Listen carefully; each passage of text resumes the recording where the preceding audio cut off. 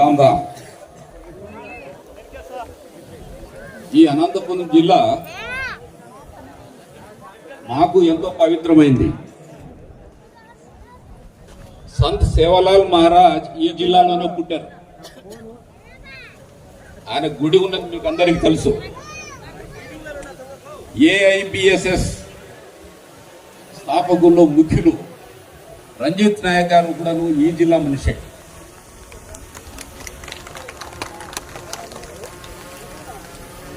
ఈ జిల్లాలో బంజారాలనండి, సుగాలి అనండి, మొత్తం ఆంధ్రప్రదేశ్లో అంతా లెక్కలు వేసుకుంటే కాస్త చదువుకున్న వాళ్ళు ఈ జిల్లా నుంచే అని చెప్పవచ్చు. మొట్టమొదటి డాక్టర్ ఆంధ్రప్రదేశ్లో ఆంజనేయ నాయక్ గారు కూడా అనంతపురం జిల్లా వాసి. మరి ఈ మధ్య ఎందుకు తగ్గిపోతున్నారు? అనంతపురం వాళ్ళు వెనకబడుతున్నారు. కాబట్టి వీళ్ళని మనం ఏదో విధంగా వీళ్ళని ఇన్స్పైర్ చేసో, వీళ్ళని ఎక్కించో, తిట్టో మళ్ళీ మొదటి స్థానానికి వచ్చే విధంగా చేయాలనే అభిప్రాయంతో ఇంత దూరం కదిరికి వచ్చాను నేను. ఈ మీటింగ్ ముఖ్యంగా మన AIBSS state president Ramana, general secretary Chakri, ఏరియస్ డిస్ట్రిక్ట్ ప్రెసిడెంట్స్ అందరి ఎంతో అంకిత భావంతో కేవలము ఒక వారం రోజుల లోపల ఇంతమందికి ఈ విషయం అందజేసి ఇక్కడికి పిలుచుకొచ్చినందుకు చక్రి నాయక్ గారికి, వారి బృందానికి, రమణకి, మిగతా జిల్లా ప్రెసిడెంట్లకు అందరికీ, ఏఐబిఎస్ఎస్ లో ఈ స్టేట్ అంతా వీళ్ళు ఇక్కడే పనిచేస్తున్నారు. అనంతపురం, కర్నూలు ఇంత రాత్రి బోర్డు కష్టపడి, నాకు అయితే డౌటే ఉన్నది. లేదు సార్ మేము చేస్తాం, మీరు రావాలంటే సరే చేయండి అని నేను అదే పనిగా హైదరాబాద్ నుంచి మిమ్మల్ని కలిసి మిమ్మల్ని మళ్ళీ అభివృద్ధిలోకి తీసుకురావాలి. నేను ఒక్కనే కాదు, అభివృద్ధిలోకి తీసుకొని కనీసం మన చరిత్ర చెప్పి, మన ఫ్యూచర్ చెప్పి, మనం చేయాల్సింది ఎంతో ఉంది, మనము మన పిల్లల కోసం కష్టపడాల్సింది ఎంతో ఉంది అనే విషయాలు చెప్దామని ఇక్కడికి వచ్చాను. మీకు తెలుసో లేదో, రాజకీయంగా నన్ను రాజకీయాల గురించి నేను మాట్లాడను, కానీ రాజకీయంలో రిప్రజెంటేషన్ గురించి అయినా మాట్లాడాలి. 2 కాన్స్టిట్యున్సీస్ ఉండేవి ఆంధ్రప్రదేశ్ అంతా. ఒక ఎమ్మెల్యే, నల్లమాడ ఎమ్మెల్యే మనకు రిజర్వేషన్ ఉన్నది. అలాగే గుంటూరు జిల్లాలో ఒక ఎమ్మెల్యే సీట్ ఉన్నది. అవి ఎందుకో ఏ కారణం చేతనో ఇప్పుడు ఆ 2 సీట్లు మనకు లేవు.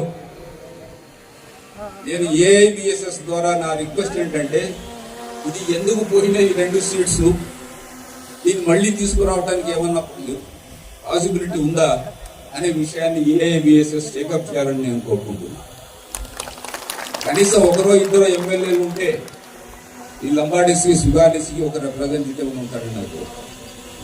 ప్రభుత్వం వారు కూడా ఇది ఆలోచించి ఈ విషయాన్ని చేస్తే జాతికి ఎంతో మేలు జరుగుతుందని నేను అనుకుంటున్నాను.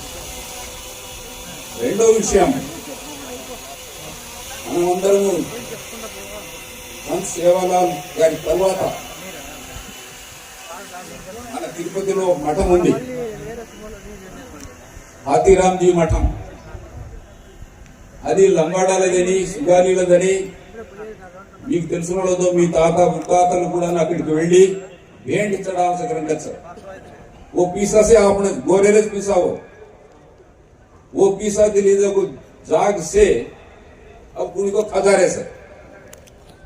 अब स्लोली उसको गवर्नमेंट लेवल जो दिखा रही सर. तो ప్రభుత్వానికి నేను కోరేది ఏమంటే, ఏఐబిఎస్ఎస్ తరఫున ఆ మఠం మాది కాబట్టి ఆ మఠాన్ని అడ్మినిస్ట్రేషన్ ఒక కమిటీ వేసి అందులో లంబాడీస్ పెట్టి ఈ మఠాన్ని, మఠ ఆస్తుల్ని కాపాడాలని నేను ప్రభుత్వాన్ని కోరుకుంటున్నాను.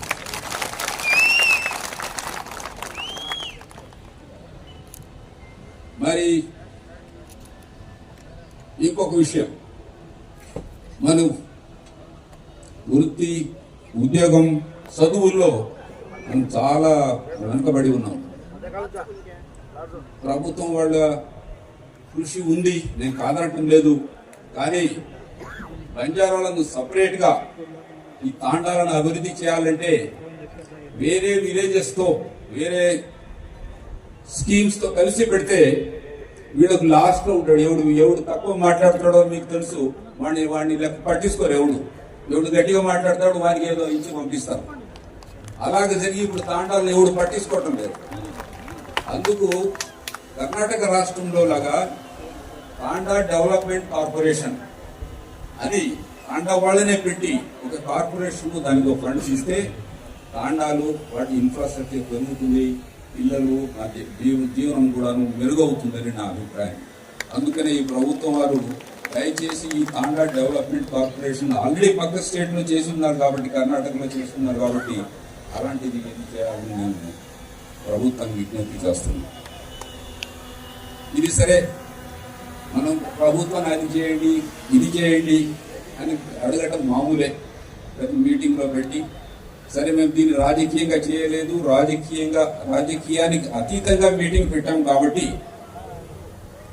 మేము కేవలం ఏఐబిఎస్ తరఫున జాతి కోసం ఏం కావాలో అనే విషయాలు చెప్పాను.